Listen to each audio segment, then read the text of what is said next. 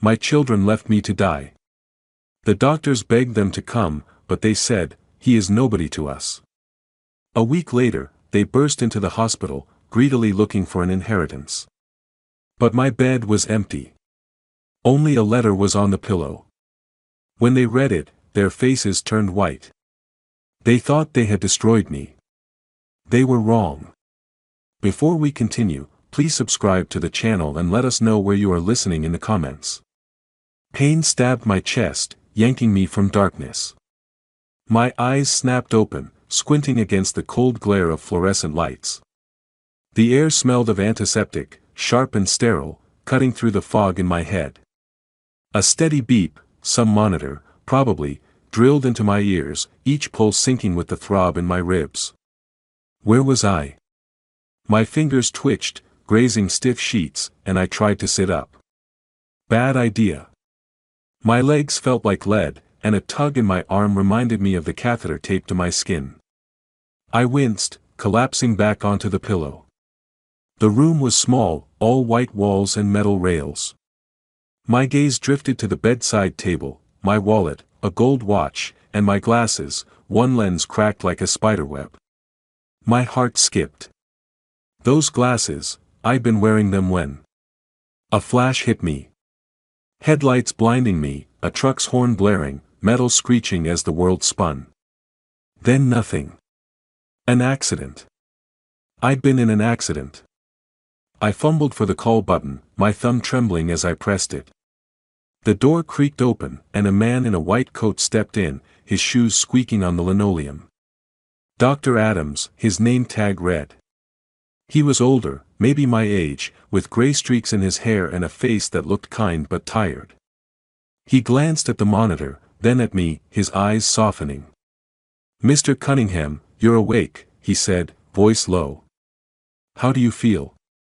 "Like I got hit by a truck," I croaked, throat dry as sandpaper. I tried to laugh, but it came out as a cough. "What happened?" He hesitated, adjusting his glasses. "You were in a car accident. Lost a lot of blood. We stabilized you, but it was close." Close. The word hung heavy, like a stone in my gut. I swallowed, my mind racing. My kids, Eric, Laura, where are they? I pictured them waiting outside, Eric pacing with that impatient scowl, Laura clutching her phone, worried. They had to be here. They were my kids. Dr. Adams looked away, his fingers tightening on the chart in his hands. "We tried contacting them," he said, voice careful, like he was stepping around broken glass. "It's complicated." Complicated? I propped myself up, ignoring the fire in my chest. "What's that supposed to mean? Are they okay?" "They're fine," he said quickly, but his eyes didn't meet mine. He flipped a page in the chart, though I could tell he wasn't reading it. "You need to rest, Mr. Cunningham. Your body's been through a lot." Rest? I didn't want rest. I wanted answers. My kids were fine, but they weren't here. Why? The room felt colder, the beeping louder. I gripped the rail of the bed, my knuckles whitening. "Doc, tell me what's going on. Where are they?" He sighed, his shoulders sagging like he'd been dreading this. "We'll talk soon, I promise. But right now." "No," my voice came out sharper than I meant, hoarse but firm. "I want to know. Now." He stood there, chart clutched like a shield, his jaw tight. The door behind him swayed slightly, its hinges groaning. I stared at him, my heart pounding, waiting for the truth I wasn't sure I could handle. Dr. Adams sank into the chair beside my bed, the chart still in his hands. His fingers fidgeted with the edges, bending the paper slightly. Outside, rain tapped the window, a soft rhythm against the hum of the hospital. The air felt thick, like it was pressing down on me, waiting for him to speak. "I need you to stay calm, Mr. Cunningham," he said, his voice steady but heavy, like he was carrying something he didn't want to share. "You've been through enough." "Calm." I rasped, my grip tightening on the sheets. You said my kids are fine, but they're not here. What's going on? He exhaled, long and slow, his eyes dropping to the floor. After the accident, you needed blood urgently. We didn't have enough of your type in the bank. I called your son, Eric, first. Then your daughter, Laura. He paused, his lips pressing into a thin line. They didn't come. The words hit like a punch, stealing my breath. Didn't come. My kids. I blinked, waiting for him to take it back, to say he'd misspoken. But he didn't. The monitor's beep filled the silence, each pulse mocking me. What do you mean, didn't come? My voice cracked, barely above a whisper. I spoke to Eric myself, Adam said, his tone softer now, almost apologetic. I told him it was critical, that you might not make it. He said, he hesitated, glancing at me like he was gauging how much I could take. He said, that's his problem. His problem. The words echoed, sharp and cold, slicing through me. Eric, my son, the boy I'd bailed out of every mess, the one I'd handed a car, a business, a life, said that? I froze, my chest hollow, like someone had carved out my heart and left nothing behind. I saw him in my mind, grinning as I gave him the keys to that Mustang, his laugh so full of life. Had that been a lie? And Laura? I asked, dreading the answer but needing it. My daughter, my little girl who'd hugged me so tight when I paid for her college, promising she'd never forget it. Adam shifted, his chair creaking. She didn't say much. Just, hung up. Hung up. The rain outside grew louder, each drop a hammer against my skull. Laura, with her polished smiles and endless posts about gratitude, couldn't even spare a word for her dying father. I stared at the ceiling, my eyes burning, but I wouldn't let the tears fall. Not yet. I'm sorry, James, Adam said, using my first name for the first time. His hand hovered over my shoulder, then dropped. I didn't want to tell you like this, but you deserved to know. Deserved. The word felt wrong, like a consolation prize for a game I'd already lost. I turned my head toward the window, the glass streaked with rain, blurring the world outside. Can you leave me alone for a bit? My voice was flat, empty. He nodded, standing. I'll check on you soon. If you need anything. I won't. I didn't look at him. The door creaked as he left, the sound fading into the quiet. Alone, I stared at the rain, each drop a reminder of what I'd lost. My kids, my family, my reason to keep going. Why fight for them now? Why fight at all? The rain had slowed to a drizzle, its soft patter the only sound in the room. I lay still, staring at the ceiling, the tiles above me a map of cracks and stains. My chest ached, not just from the accident but from something deeper, a void that grew with every breath. Eric's words, his problem, looped in my head, tangled with Laura's silence. My kids. My blood. They'd left me to die. I turned my head, my neck stiff, and my eyes landed on the bedside table. My watch sat there, gold and worn, its face etched with a faint inscription, to James, forever, Clara. My wife's gift, given the day we learned she wouldn't make it. I reached out, my fingers brushing the warm metal, and for a moment, I felt her hand in mine, steady and sure. Clara would have fought for me. But she was gone, and the kids I'd raised in her memory had turned their backs. I closed my eyes, memories flooding in. Eric and Laura, so small they barely reached my knees, giggling as I read them stories, their heads nestled against my chest. I'd given up promotions, worked nights, built a life for them. Every sacrifice, every choice, was for them. And for what? To be discarded like an old debt? The thought crept in, quiet but heavy, maybe I should let go. Just close my eyes, let the pain take me. No more fighting, no more betrayal. The monitor's beep slowed, matching my shallow breaths, and I wondered if it would be that easy. To slip away, to stop being his problem. But then another memory surfaced, sharper, fiercer. Years ago, when my business was crumbling, I'd sat in a dark office, bills piling up, everyone telling me to quit. I didn't. I clawed my way back, built an empire from nothing. That man, that James, didn't give up. He fought. I opened my eyes, my jaw tightening. Was I really ready to let their betrayal win? My gaze flicked to the watch again. Clara's voice echoed in my mind. You're stronger than you know. I wasn't done. Not yet.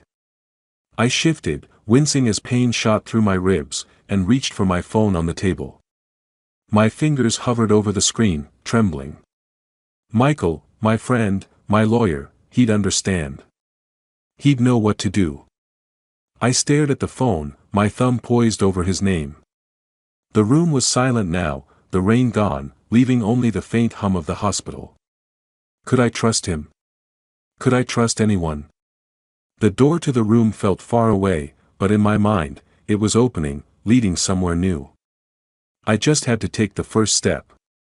The phone felt heavy in my hand, its cracked screen glowing faintly in the dim hospital room. My thumb hovered over Michael's name, the weight of my kid's betrayal pressing down like a stone in my chest. Eric's cold words, his problem, and Laura's silence churned in my mind, fueling a fire I hadn't felt in years.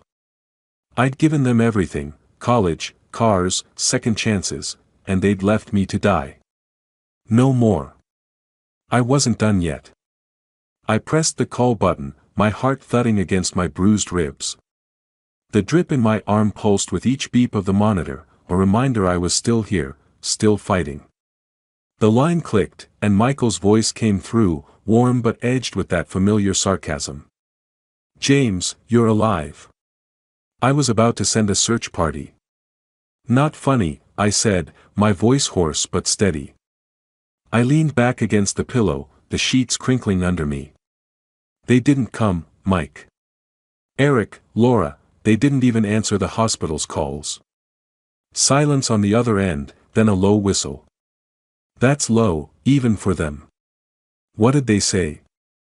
I recounted Dr. Adams' words, each one cutting deeper as I spoke. Eric's dismissal, Laura's hang-up, it was like they'd erased me. My fingers tightened around the phone, the plastic creaking. I'm done being their doormat. They think I'm finished, but they're wrong. Michael chuckled, the sound sharp and knowing. That's the James the first no. So, what's the plan?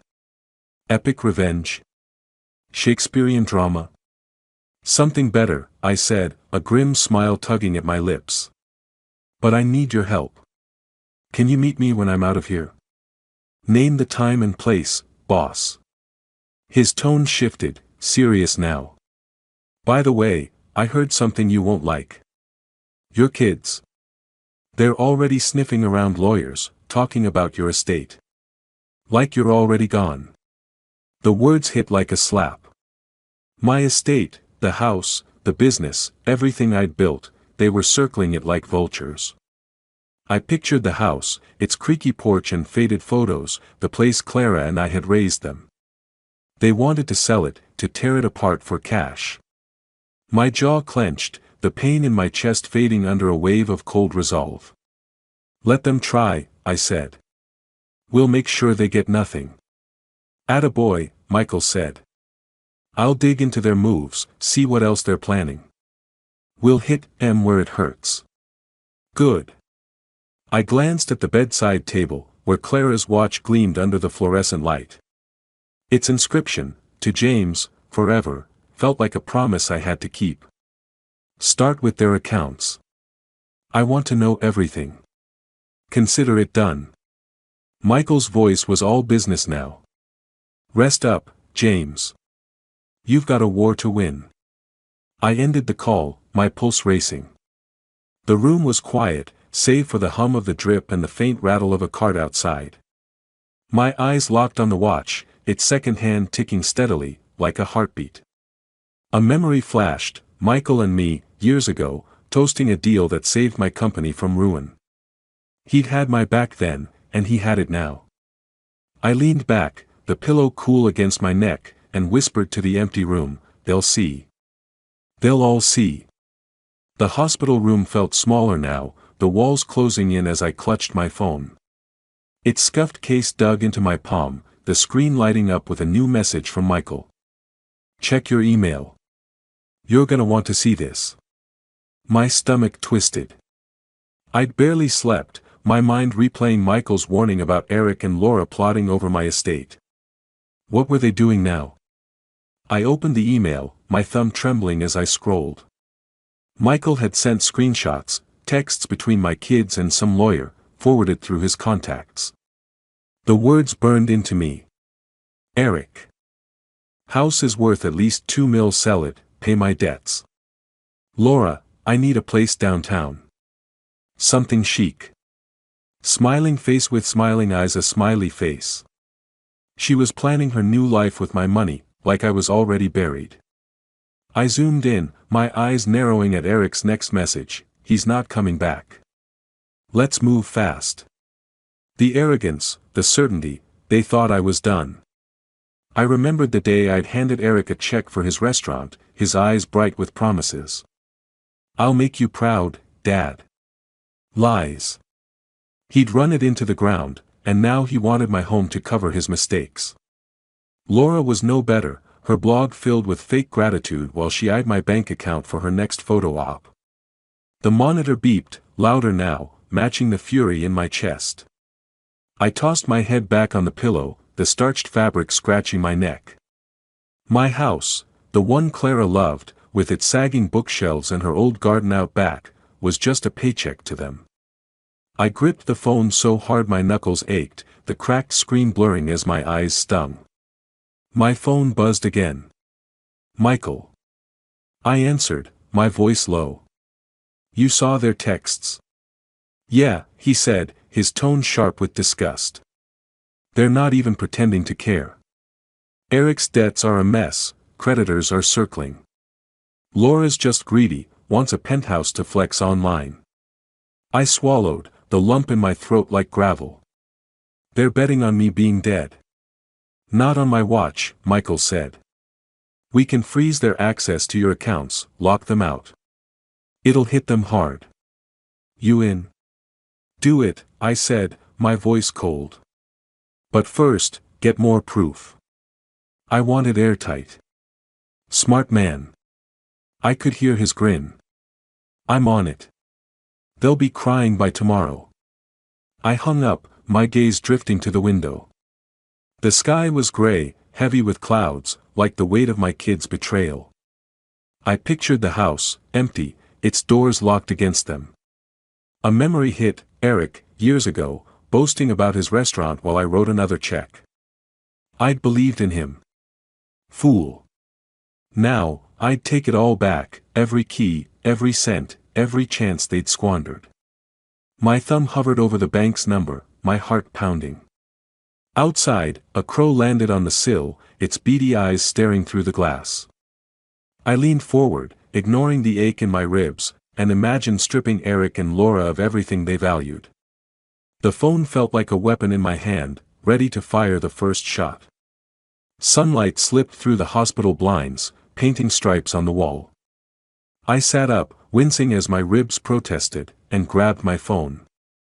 The weight of yesterday's decision, locking Eric and Laura out, felt real now, like a fire in my bones. They'd spent years bleeding me dry, and I was done. Today, I'd start taking back control. I dialed the bank, my voice steady despite the cough that scratched my throat. The employee on the line, a woman with a bored tone, picked up. "First National, how can I help?" "James Cunningham," I said, leaning forward, the four-line tugging at my arm. "I need to block all secondary cards on my accounts. Eric and Laura Cunningham. Effective immediately." She hesitated, keys clicking in the background. "Sir, that's unusual. Can you confirm the account details?" I rattled off the numbers, my memory sharp despite the haze of painkillers. My eyes flicked to Clara's watch on the bedside table, its steady tick grounding me. I pictured Laura swiping her card for another designer bag, Eric dodging creditors with my money. Not anymore. Done, the woman said finally, her voice tinged with surprise. The cards are disabled. Anything else? No. That's all. I hung up, a rush of triumph flooding my chest. It was small, but it was a start. I leaned back, the pillow cool against my neck, and let out a breath I hadn't realized I'd been holding. A memory flashed, Laura, batting her eyes as she asked for a new card for her blog projects. I'd said yes, like always. Never again. The door swung open, and a nurse stepped in, her tray clinking with supplies. She glanced at me, her eyes crinkling above her mask. You look like you just won the lottery, Mr. Cunningham. Something better, I said, a half-smile breaking through. She laughed, checking my chart, and the normalcy of it felt strange, like a pause before a storm. My phone buzzed, Michael. A text, cards blocked. Kids are freaking out. Eric's blowing up his lawyer's phone. I grinned, the first real smile in days. I could see it, Eric's red face, Laura's fake tears as their plans crumbled. They'd thought I was weak, finished. They were wrong. The nurse left, the door creaking shut, and I stared at the sunlight on the wall. It felt like a sign, a crack in the darkness. Another memory hit, Eric, years ago, promising to pay me back for his restaurant. I'd believed him, handed over the cash, watched him fail. Now, I was the one cutting the strings. My phone vibrated again, the screen lighting up with Eric's name. My smile faded. He was calling, probably furious, ready to beg or yell. I stared at the screen, my thumb hovering over the decline button. The room was quiet, the sunlight warm on my hand. I set the phone face down on the table, letting it buzz, and turned my eyes to the window, where the world was waiting. The phone buzzed again, Eric's name flashing on the cracked screen. My thumb hovered, pulse quickening, as the hospital room's sterile air pressed against my skin. The tray of untouched lunch, congealed soup and a soggy roll, sat on the bedside table, its faint onion smell mixing with the sharp tang of disinfectant. I took a slow breath, steeling myself, and answered. Dad, what the hell? Eric's voice exploded through the speaker, raw and jagged, like he'd been yelling for hours. You blocked our cards. You trying to ruin us? I leaned back against the pillow, the foreline tugging at my arm. His anger was no surprise, but it still stung, a dull ache beneath my ribs. Ruin you? I said, keeping my tone even, almost amused. I'm just protecting what's mine. Protecting, he spat. You're screwing us over. I've got bills, Dad. Creditors breathing down my neck. You know that.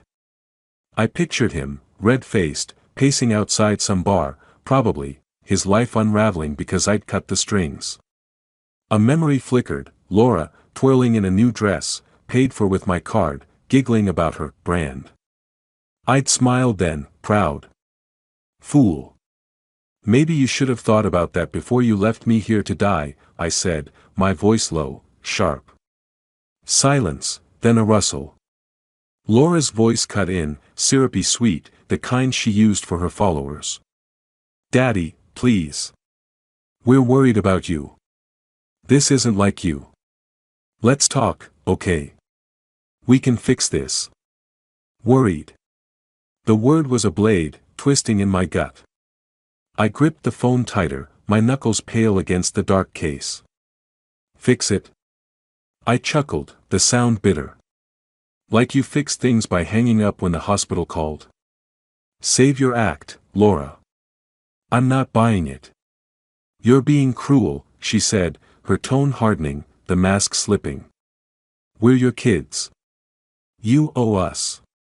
Owe you. My voice rose, just enough to carry the edge I felt.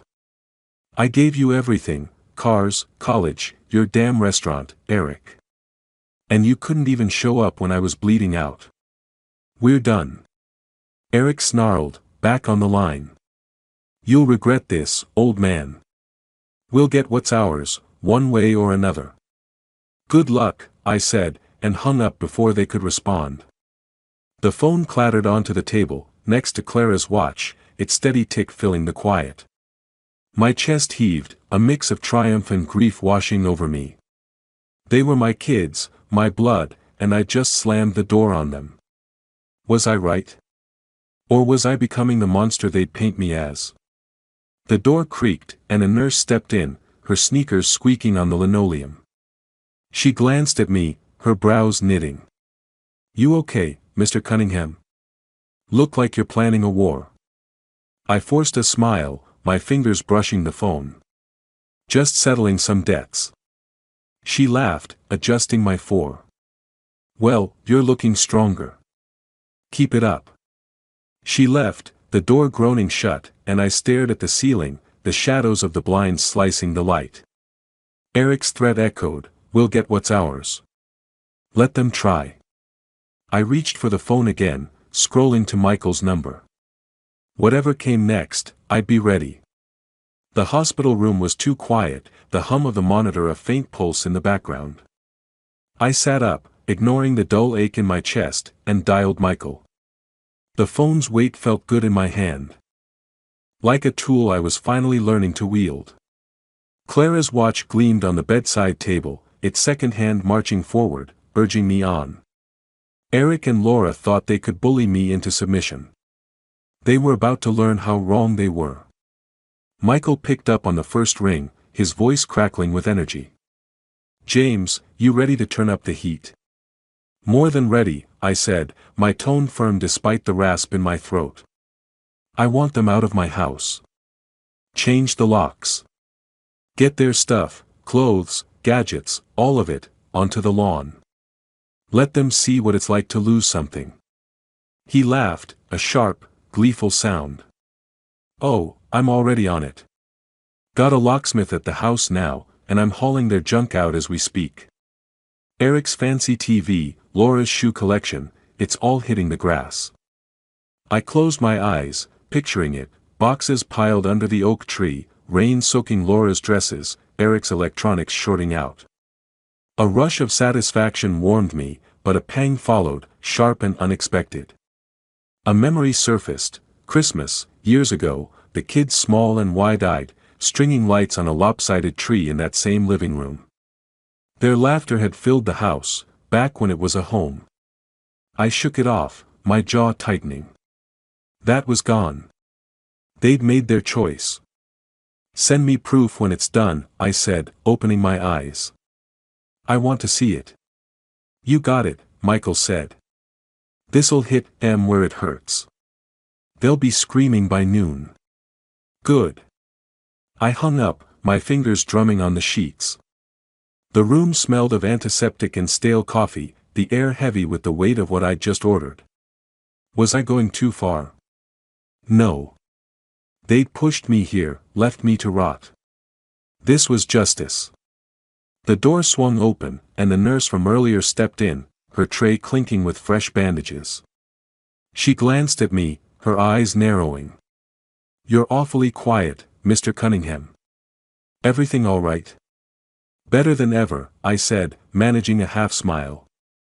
She didn't need to know the storm in my head. She raised an eyebrow, swapping out my 4 bag. Well, you're healing fast. Keep that fire in you.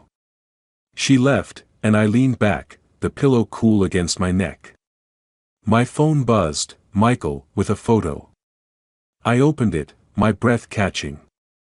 There it was, a heap of boxes on the lawn, Laura's heels spilling out, Eric's gaming console half covered by a tarp. Rain streaked the image, blurring the edges, like a painting of my revenge.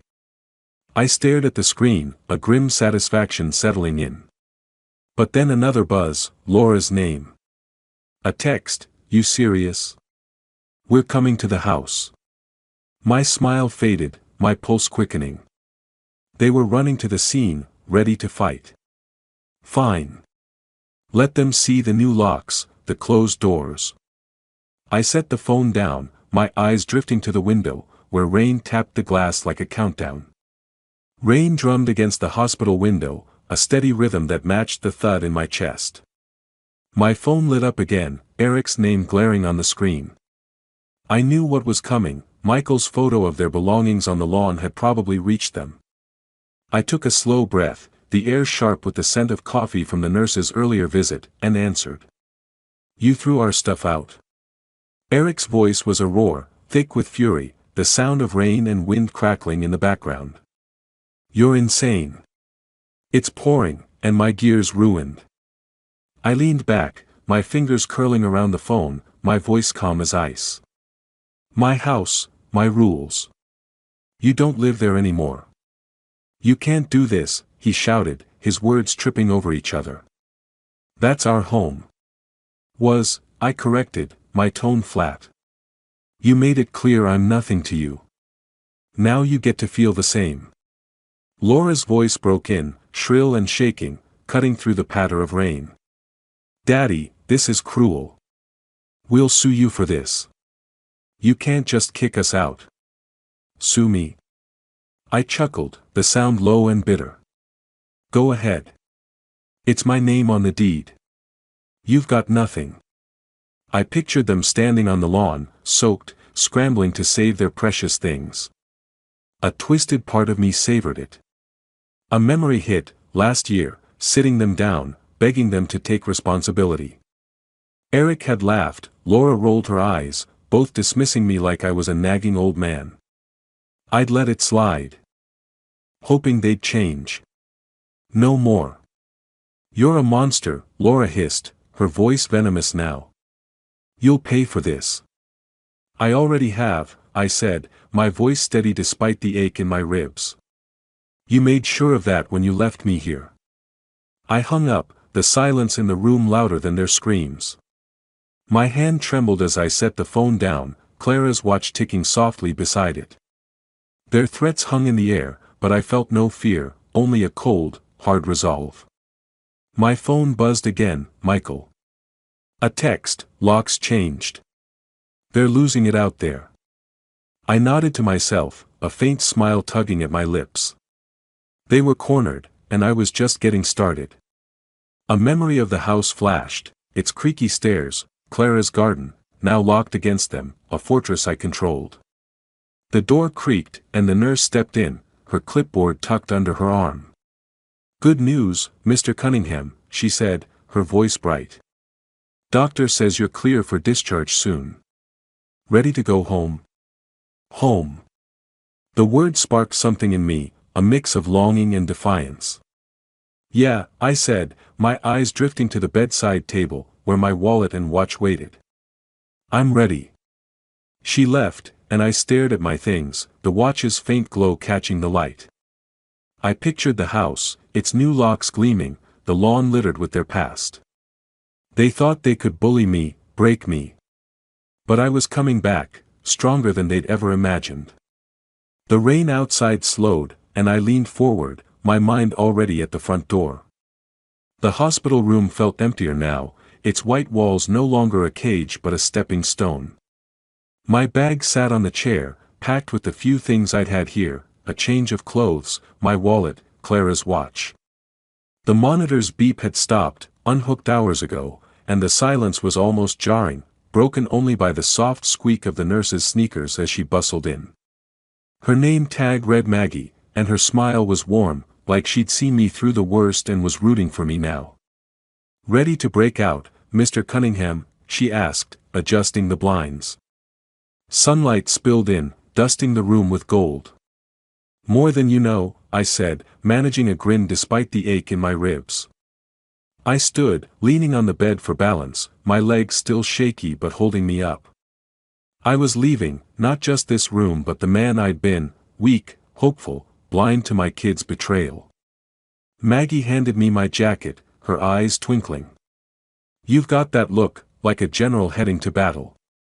I chuckled, slipping the jacket on. "Maybe I am." My gaze drifted to the small table by the bed, its surface scratched and worn. I sat, pulling a sheet of hospital stationery from the drawer. A pen lay nearby, its cap chewed like someone had been nervous here before me. I wasn't nervous. Not anymore. I started writing, the pen gliding across the page, each word deliberate. To Eric and Laura. Not a plea, not an apology, a statement. My hand was steady, my thoughts clear. I didn't rush, didn't second guess. A memory flickered, sitting at our old kitchen table, writing love letters to Clara, her laughter filling the house as she read them. The ache of her absence tugged at me, but I pushed it down. This wasn't about love. This was about justice. My phone buzzed, Michael's name lighting up the screen. I answered, keeping my voice low. Everything set. Like clockwork, he said, his tone smug. The wills updated, notarized, airtight. Your kids. They're on their way to the hospital, probably to beg or scream. You sure you're ready for this? Let them come, I said, folding the letter.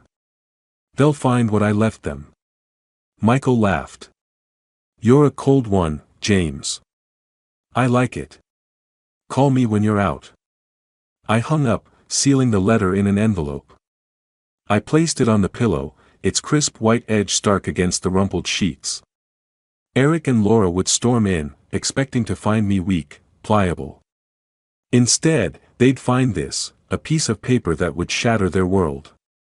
I stood, grabbing my bag, and took one last look at the room. The watch on the table glinted, Clara's inscription a quiet strength in my chest. Maggie poked her head in. Cabs waiting, General. I nodded, slinging the bag over my shoulder. The door creaked as I stepped into the hall. Its hinges groaning like they were reluctant to let me go. My shoes echoed on the linoleum, each step a promise. I was walking out, not just from the hospital, but into something new. Behind me, the door swung shut, and I didn't look back.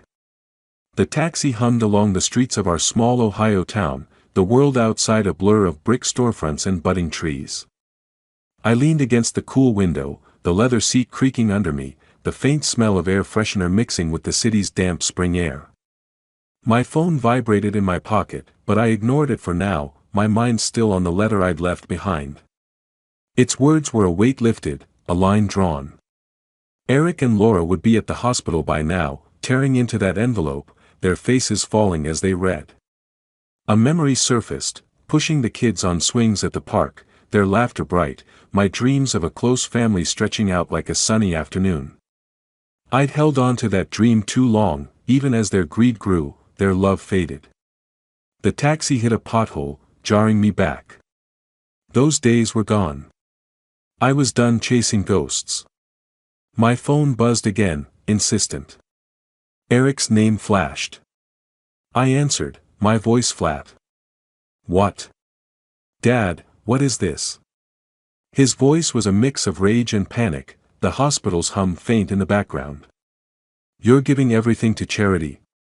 Everything. Laura cut in, her tone pleading, cracking at the edges. Daddy, please, we're sorry. We didn't mean it, any of it. Don't do this. I stared out the window, the town slipping by, its quiet streets a contrast to the storm in their voices. You made your choice, I said, each word cold, deliberate. You left me to die. This is the consequence. Eric's voice rose, desperate. This is crazy. You can't just erase us. Watch me, I said, and hung up. The phone went dark in my hand, their voices cut off like a slammed door.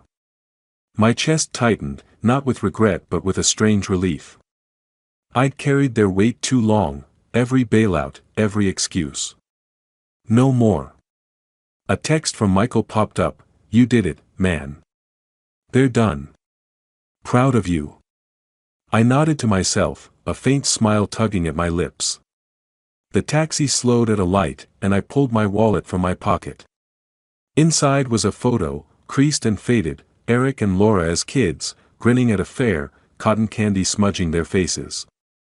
I traced the edge, the ache of what could have been sharp but fleeting. Then I slipped it into my coat pocket, out of sight but not forgotten. The driver glanced back. "You okay, sir?" "Yeah," I said, my voice steady. "Just heading home." He nodded, and the taxi rolled on, the town's familiar shapes unfolding outside. The hospital was behind me, the letter's truth sinking into my kids' lives like a stone.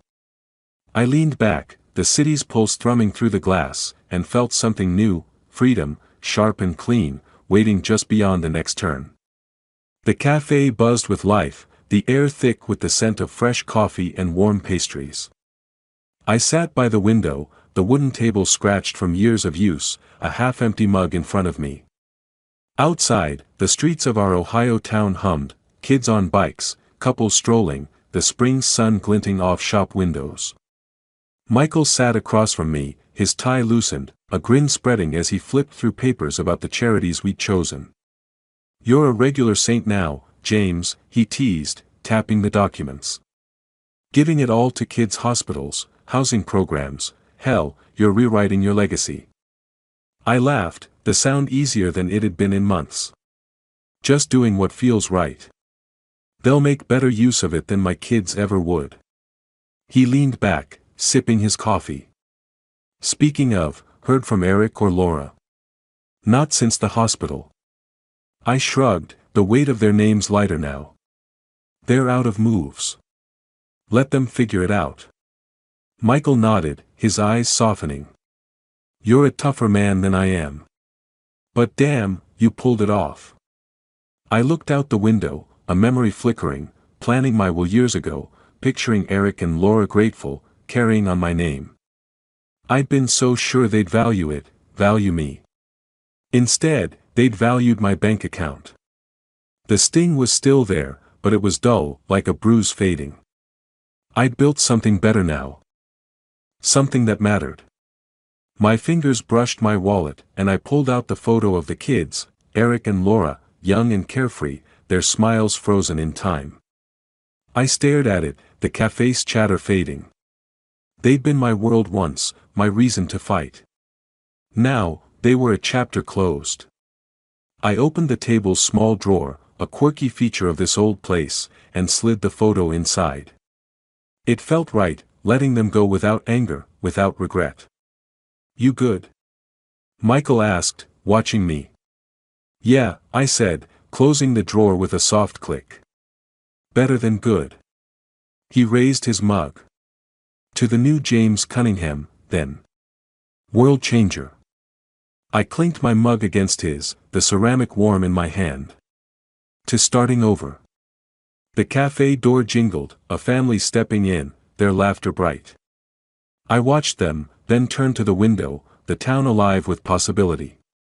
A new project was forming in my mind, maybe a community center, something to give back. The thought sparked a quiet excitement, a purpose I hadn't felt in years.